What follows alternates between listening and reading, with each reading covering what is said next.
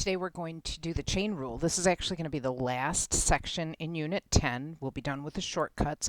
So we're going to apply the chain rule or learn the chain rule, which does apply the use of the power rule. And then we're also going to use the chain rule for trig derivatives, just of sine and cosine, just to introduce them quickly. So let's start with the basic breakdown of the chain rule.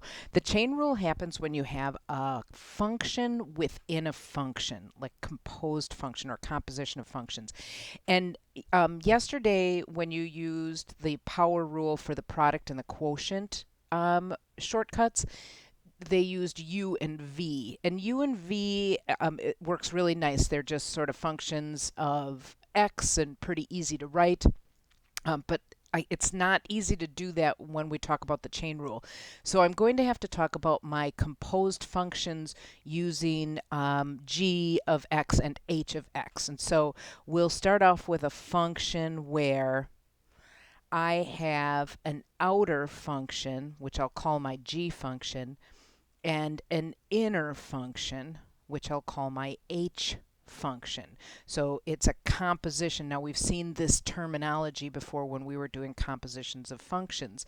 We also saw it written as like g of h of x. You might be familiar with that terminology. It's basically the same thing. I think this is an easier way to write it when we're learning the chain rule. So the derivative of a composition of functions, it works like this. The shortcut is you take the derivative of the outer function, and then you leave the inner inside as is, untouched. And then you will multiply it by the derivative of the inner function when you're done.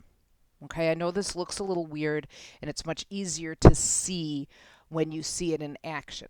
So if I look at problem number 1, I have an outer function, which is my g of x, which is raising something to the 5th power. So my g of x is this thing raised to the 5th power. Let's say this thing is just my variable. It doesn't really matter what it is. The function that I have inside is my h of x. My h of x then again is what goes inside of there. That's the 5x cubed plus 6x plus 4. So that's my h of x, which goes inside of there. That's the inner function. So when I do my derivative, and I'm kind of going to do this a long way for this first problem, but then we'll do it sort of the short, kind of more of a shortcut way for the next problems.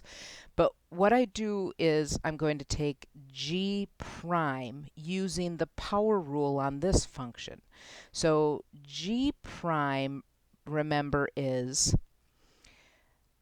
take the power, bring it down in front, so it's 5 times whatever function I have, and then lower the power 1. So 5 minus 1, or I'll just write it as 4. That's what g prime is. H prime uses the power rule as well here. So I'm just going to go 3 times 5, 15x squared. There's a first power on that, so 1 times 6, so plus 6. X to the 0, so I don't have to write that down. And then remember, when you do the derivative of a constant, it becomes 0 itself. So here's my derivative of h of x. So when I put this all together, I do the derivative of the g, but then I leave the h inside as is, and then I multiply it by the derivative of the h. So I did a lot of like writing down here, but basically what this boils down to is f prime of x equals the derivative of the outer, the inner as is, times the derivative of the inner. And that becomes my final answer. So again, I just wanted to show you what I mean by the outer and what I mean by taking the derivative of the outer, where I just use the power rule, but the inside stays the same. and then the derivative of the inner, but that just gets multiplied at the end. So you don't have to go through this big long process of talking through it again. I just wanted to point out what I'm talking about by g of x and what I'm talking about by h of x. Okay, so let's try the next one without having to go through that whole big long process. So I have y. So I'm going to do the derivative. When I have y, I do the derivative of dy dx.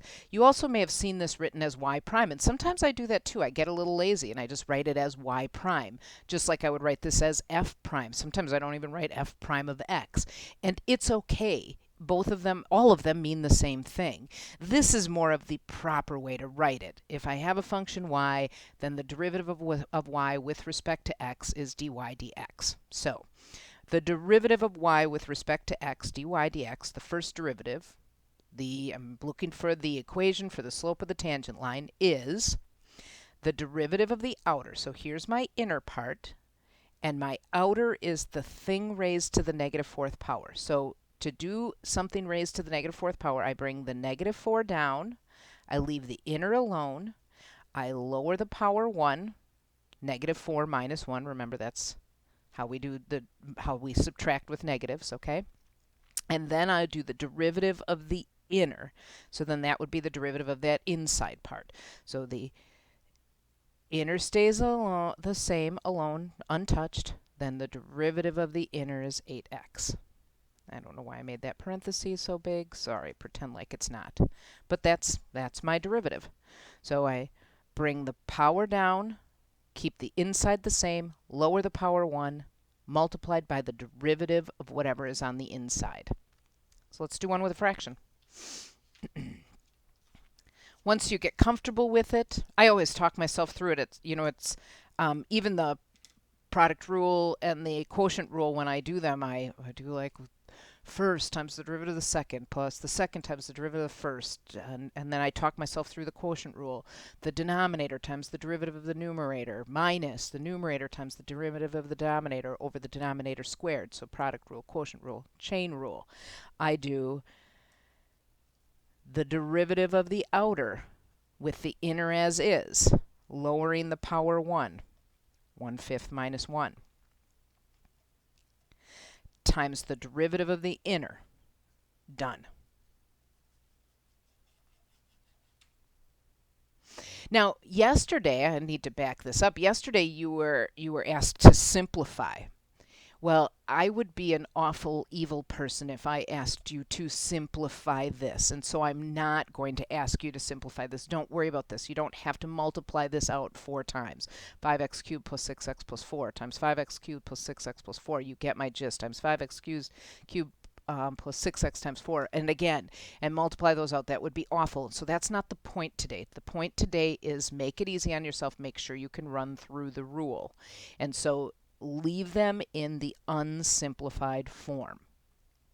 Somebody might take this one, and it's okay if you do it, and you're going to see me do this actually in future videos. This could also be written as f prime of x equals 1/5 times 1 over the 5th root of x squared minus 3 to the 4th power times 2x. Or I would write that as 2x over 5 times the 5th root of x squared minus 3 raised to the 4th. This is another variation of that. That means, oops, I should show it to you. It helps if you can actually see what I'm talking about, right? That's another variation of that. And again, you're going to see me move like a fraction changes to a root. If it's a negative power, it moves to the denominator. The 1 was in the numerator, the 5 is in the denominator, so that 5 and that negative power go on the bottom. The 2x is not a negative power, so it stays on the top. Again, it's just a simplifying method. And but again, I can't stress it enough. You can leave it in this form, and in fact, when I correct it, it's much easier for me to look at it in this form. Okay, so enough talking there. Let's move on to the next one. Don't be afraid of this. Remember, I just sort of mentioned that. I just mentioned, what does this mean? This is the 5th root of whatever is inside of there to the fourth power. And because it's negative, it went on the denominator. So this right here can be translated the other way. Inside, this is something raised to the first power because there's no power on it. So I could rewrite this as 5x to the fourth plus 2 raised to the 1/3 power. That's what a cube root is. And oftentimes when I'm doing roots on my calculator, especially if I'm using my phone as a calculator, I will raise it to a fraction power instead of trying to figure out how to put a root in there. So it's kind of good to remember that radical turns into a rational exponent. That's how they're associated with each other. Okay, so let's go ahead now that I have it as with a power on there. I have an inner function and I have an outer function raising it to the third power. So my derivative f prime of x is the derivative of the outer. Why did I write 2? The derivative of the outer, the inner as is, lower the power 1. So that means I'm going to leave 5x to the fourth plus 2 alone, times the derivative of the inner, just using a power rule. 4 times 5, 20x, lower the power 1, 3. And then the derivative of that constant becomes 0, so I don't need to write it. And again, leave it in this form.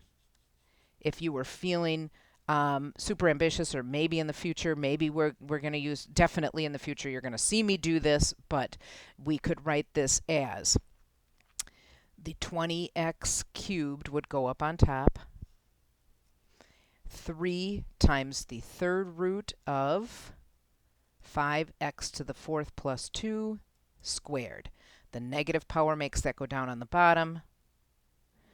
The 2 becomes the power on that, and the third becomes the root on that. So just a different way of writing that. Okay? But again, to talk it through, it is the derivative of the outer. Bring the outer part, just pretend like that's just a nothing in there. Do the power rule on it. Bring the power down, lower it 1, leave the inner as is, then multiply it by the derivative of the inner. So that's the chain rule. Now let's take a look at it with trig functions. We do this, you'll see why we do trig functions on the same day that we learn the chain rule, because we have to use the chain rule. But before we do that, I drew a little picture of sine and a little picture of cosine, and you can pause and do the same thing. And we learned along the way that when we find the derivative, the first derivative is the slope of the tangent line. So what I'm looking for is the slope of the tangent line. To find a derivative of some sort of unknown, sometimes I can do it graphically by just using the slopes. And so what I'm going to do is I'm going to approximate the slope of the function right here. If I were to draw a tangent line, what is the slope of this function? And to me, it looks like it's maybe 1. You might say, yeah, that looks more like 1.5. It doesn't matter. It's positive. I'm going to keep it easy. I'm going to call it 1. All right? And then I'm going to approximate the slope of a tangent right here. I'm just going to some of the, you remember we did the 5-point method of graphing? I'm just going to go to another sort of critical point there, and there's another critical point. And that slope looks to me a flat line of 0. And if I were to approximate the next slope, I would say that's maybe -1. And again, I'm just doing loosely. I'm just approximating. It doesn't have to be exact, just because I want to approximate what the graph of the derivative is going to look like. Because if I can approximate the graph of the derivative, I can find what the derivative of sine is. And so I will do the next slope here. That looks to me about a slope of 0 again. And maybe I would call this slope here 1. Okay, so now I am going to take all of those slopes and I am going to plot them on a new coordinate plane. And then I'm going to see if I can recognize the function that I just graphed. So I'm going to do it in the color that I found the slope. So this first one right here in the first position at the origin, it looked like the slope was about 1. So I'll put a point at approximately 1. The next slope was about 0, so I'll move that over here, and my next slope is about 0. Then I have -1, so that would be down here. 0 again, that goes in the next position. And then my next slope is about 1, so I put that here. I'm going to connect this curve. What did I just create? What graph did I just draw? Hopefully you recognize this as the cosine. And therefore, we say if the original function is sine, then the derivative is cosine. So bubble that, remember it. If the original function is sine, its derivative is cosine. Let's do the same thing for the cosine. Some of you might feel like you want to guess already, hey, I think it's probably going to be the sine. Well, let's go ahead and see. So let's start here again. I'm going to approximate this slope. This slope here is about 0. Looks to me like a flat line. If I go to the next one, I don't know, maybe I'd say that slope again, it's dropping, so maybe I'd call it -1. My next slope here looks like a flat line 0 again. Next slope of that tangent, rising, so I'll call it +1. And then my last slope here, again, looks like 0. So I'm going to take those slopes. I'm going to again draw them on the graph. Plot the points. So I started with a slope of 0, and then -1, and then 0. So 0, and then -1, and then 0, and then +1, and then my last spot was 0 again. So when I sketch this graph, okay, kind of looks like sine, except for sine typically rises up first and then goes down, so I would say that this is the opposite of sine. So when I do my generalization here for my slope, if my original function is cosine, then its derivative is the opposite of sine. We're going to be graphing tangent lines at some point, again, in the not so far future. So you'll kind of see this again, but it's an interesting way to get an idea of what the derivative of a function looks like. And so if you just find the little slopes of the little tangents at specific points or at interesting points or important points, points where they change directions or cross axes, you can tell a lot about the derivative of the function.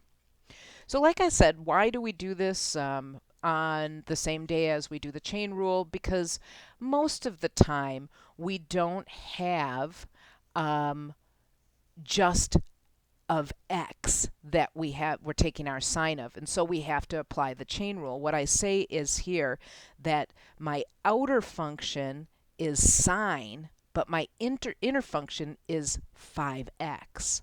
So when I'm doing the derivative of this next problem, I would say dy dx, following the chain rule, is the derivative of the outer, so the derivative of sine is cosine, with the inner as is, times the derivative of the inner. What I usually do then is rewrite it as not simplifying necessarily, but rewriting it. So I'm going to rewrite it in a more proper form. I'll bring this 5 to the front, so this is 5 cosine 5x. Well, this says at x equal to pi. Well, that's another thing you talked about yesterday. How do I figure that out at a point? How do I figure out what the actual slope is at a point? Well, that means I have to plug in pi for x. So when I'm doing that step, I would say dy dx at x equals pi. That's my little thing down here. At x equals pi, that's what I'm plugging in for x, is 5 cosine 5 pi, replacing x with pi, which is 5 times the cosine of 5 pi. So let's think about that. 0, 1, 2, 3, 4, 5. That puts me at the point -1, 0. So the cosine is -1. And my slope of my tangent to this function at pi is -5. And that becomes my final answer on that one. So I jumped in a little bit heavy there and had you find a slope of a tangent, but now for the rest of them, let's just find the derivative. So we're just going to go through and find the derivative, nothing big. So here I have f of x is the cosine of 3x to the fifth. Because we're talking chain rule, cosine is my outer function, 3x to the fifth is my inner function. F prime of x is the derivative of the outer, so the derivative of the cosine. The derivative of the cosine we found was right up here. Derivative of the cosine is negative sine, so this is the opposite of sine, inner as is, derivative of the inner. Then I will clean this up and rewrite it as negative 15x to the fourth, just bringing that thing in the front so people don't mix up or mess that they're together, kind of. Sine 3x to the fifth. 3x to the fifth. So there is my final answer on that one. Let's run through another one. Why don't you give it a try? Why don't you pause the video and see if you can find those last two. And then when you're ready, when you think you find them, come back in and we'll double check and see how you did. I hope you stopped and tried them. Let's give this one a try. Remember, this is like -1 times the sine. So that's just a number in front, and it doesn't matter. It's just going to hang out in front. So this f prime of x is equal to -1, that negative that was in front of there. And then I do the derivative of the sine, which is cosine, times the inner as is, times the derivative of the inner. So when I rewrite this, it becomes f prime of x equals -8x cubed times the cosine of 2x to the fourth. Final answer. And if I said, again, I said at x equal to pi or at x equal to pi over 2, then I would have to plug it in here and figure that one out. All right, again, I hope you tried this last one as well. Just plug it in and see how it happens. Don't worry about that 4 in front, just like the -1. That's going to hang out in front there. So dy dx, sometimes people call that y prime, but dy dx is that 4. It's just a number that hangs out in front. So then I do the derivative of cosine, which is negative sine, times the inner as is, times the derivative of the inner.